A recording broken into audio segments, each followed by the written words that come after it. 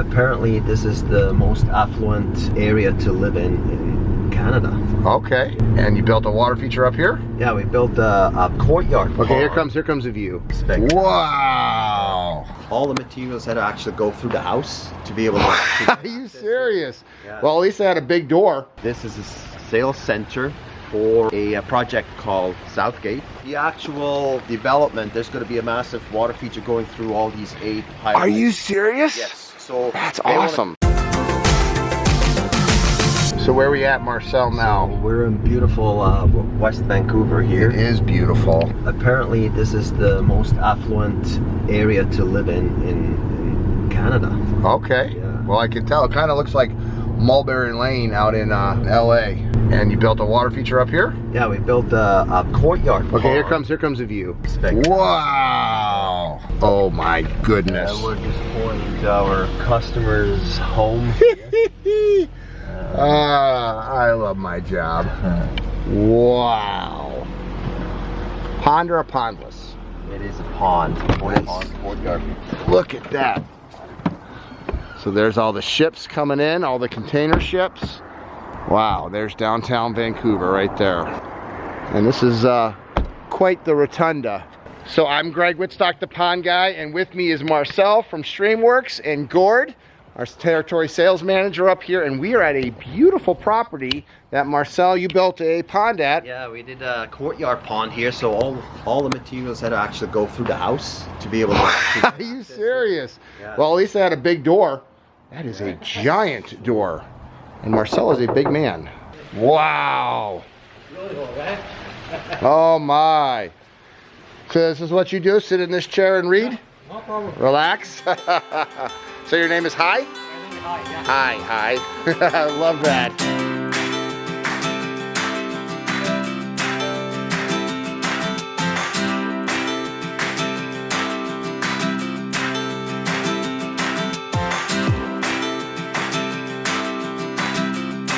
Look at these steps. Oh, you just have to go through it. Beautiful. And Marcel, you got him at the exact height that you needed to. That was not an easy project. No, it wasn't. So we had to, as I said, we had to bring in all the materials through the house. Wow. And the homeowner wanted it to be 4 feet deep. Uh-huh. And not to mention, there was actually a concrete pond in here first. That you had to take out. So this had to be busted all out here. And so we basically built this pond in reverse. So we brought in soil to build up the shelves. Yes. And built it from the top, from the bottom up. So instead of digging, we actually brought in materials after it was all taken out. You have a wetland filter that's kind of in the pond. And then we built a waterfall on top of the wetland. And then there's a second pump that feeds that waterfall over there. Okay. And there's a couple of jets in here. You can see the water moving around. Okay. Everything is moving that way.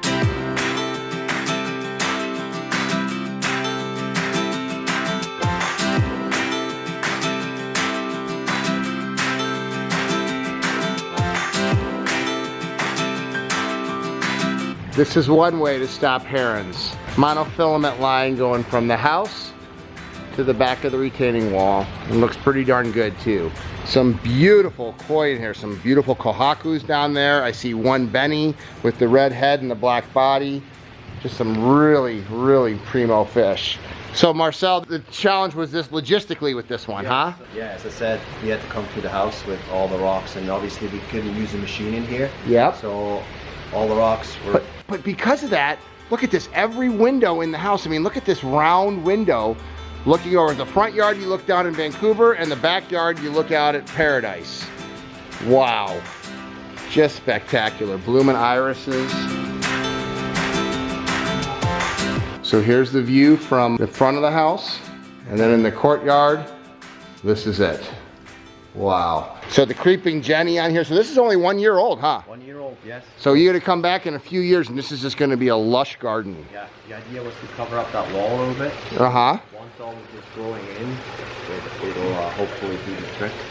This is my kind of courtyard. This is my kind of house. If you like seeing cool places with awesome water features just like this, then like, comment, and subscribe and follow along my journey as I travel to some of the most beautiful homes and awesome koi ponds anywhere on the planet. So where are we at, Marcel? We're in Burnaby. Burnaby is a suburb of Vancouver, and this is a sales center for a project called Southgate. Okay. This is their sales office, so they just wanted to set a good impression for people. The actual development, there's going to be a massive water feature going through all these 8 highways. Are you serious? Yes. So that's they awesome. Want to emulate what it would look like in front of kind of just to kind of showcase to people. That's right. Yeah. Nice. Listen to that sound.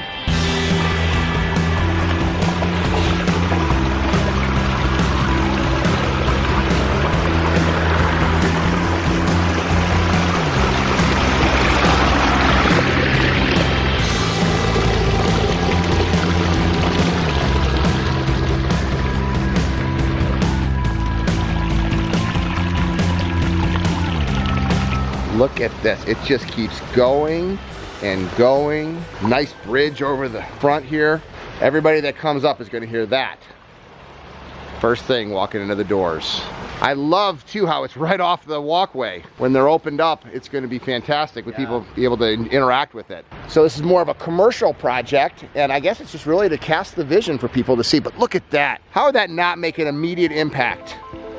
Even crows need water. Woo!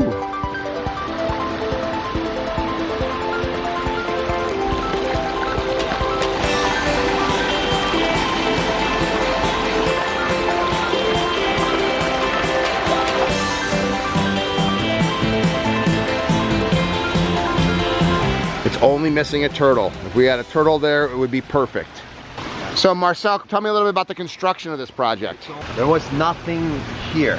Nothing before we came in here. Actually, there was a few commercial buildings that they tore down. They wanted to have us to emulate what's going on in the real thing. So it was all flat. With the space restriction here, we had to basically build half the pond. So we dug it out, built half the side, rocked it in, and then folded the liner back over and built the other half. Also, the other reason we didn't have a big enough machine here because of the space, because we could clear up the road and everything. Yeah. Usually when we dig out a wetland, we dig down, but here we basically put all the aqua blocks and the components on a flat space, built it up around it, built the gravel on top, basically worked our way backwards. What would a project like this from Streamworks cost? This project sold for $100,000.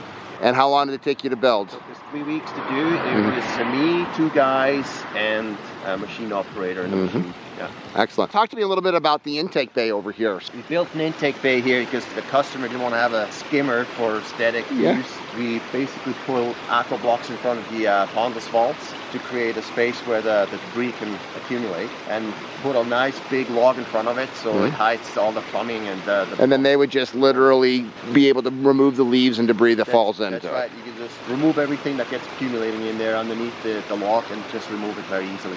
You can really see the flow. Like it really just pulls everything right in there. Yep. And it's hidden, and that is the mechanical filter. And then how do they actually service it then? How would they actually clean it? So the pumps are located in the pump vaults in here. Yep. So you can remove these gravel and everything, and you have access to the pumps. Yep. You can easily clean them, pull them out, do service on it. Marcel, one of the things that I love that you do a spectacular job is the edge work. And the landscaping is so important. You got sedums to soften up. You got an overhanging Japanese maple here. So it's not just all solid stone. The whole goal of edge work is you don't want to know where the water ends and the land begins. There's a bouldery area there, and then you got some iris right there that stop the eye. So if you look at this, it's waterfall, plants, rock, waterfalls. It's a very nice design, Marcel. We also like to incorporate driftwood in our water feature. I mean, right there, I was just saying that'd be a perfect place for a turtle. Yes. So we like to go down to the beach and pick out some nice logs and things like that. It just really breaks up the edge. And then a little beach area. So once again, boulder stops, beach. I mean, these are tips from a true artist. He's been at it for 11 years, and I could tell you really picked it up fast there, buddy.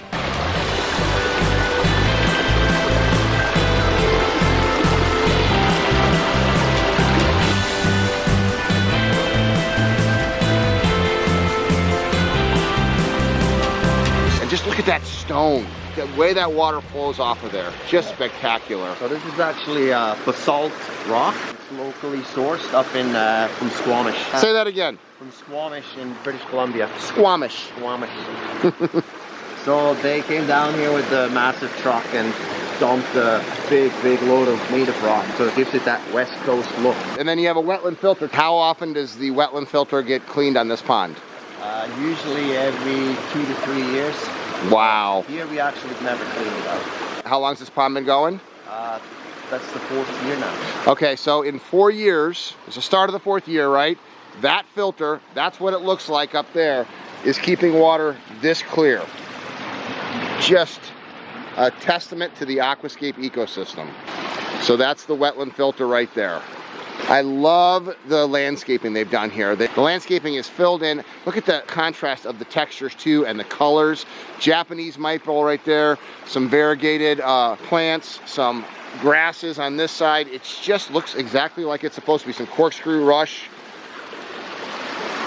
Beautiful. Marcel, do you want to introduce Bob here? Yeah, sure. This is Bob Esty. He's the architect working for Lenning and McAllister. Right. Bob and I met through an employee of mine. It's actually his son. Your son was working for Streamworks. Exactly. And you happen to be an architect, and this happened to be both sons. You said two sons. 2 sons have been working for Marcel for years. Now they're back at school and doing other things. You know, one thing led to another, and here we have this. This is mimicking a big stream park, 5-acre park in this development, master plan community. You just really wanted to give people a little bit of a flavor of what it's going to be when it's done. Correct. And this is like a 10-year project, I heard. That's right. We've got 6,000 units, maybe 7,000 by the time Wow. we're done. So Marcel and I were talking about how important it is, especially when you have a large concrete commercial area like this, to have nature that you can invite in where people are actually going to live. That's right. You see, most of it's vertical, high rise. 50% of that property, 52 acres, will be green space, of which the park, the street, huge attraction for people. So important. That way, there's vertical living, and people need that green space. Excellent. So the goal ultimately would be that when people go ahead and see this, that they would get a little bit of a flavor of what it's going to be when they're going to live here, correct? It's a bit of theater right here, but it's to mimic what's going to be there in the future, and that's what's done all the time. And it's a good example of that stream that we're going to build. Hopefully you guys can build it.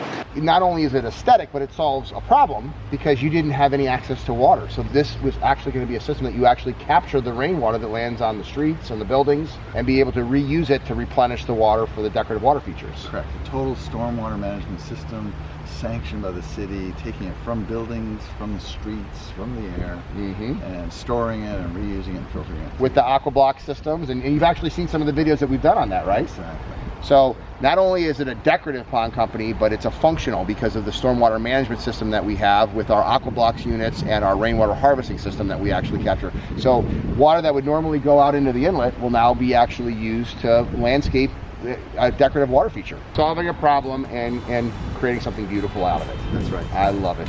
That's one of the things that I love about my channel, is to be able to introduce people to live in the aquascape lifestyle. You don't have to live in suburbia. In fact, if you're in a commercial area just like this, to have access to nature is more important than ever. So for me to be able to come out and showcase what my certified aquascape contractors are doing, like Marcel, what they're proposing for city urban spaces like this, just such a cool thing.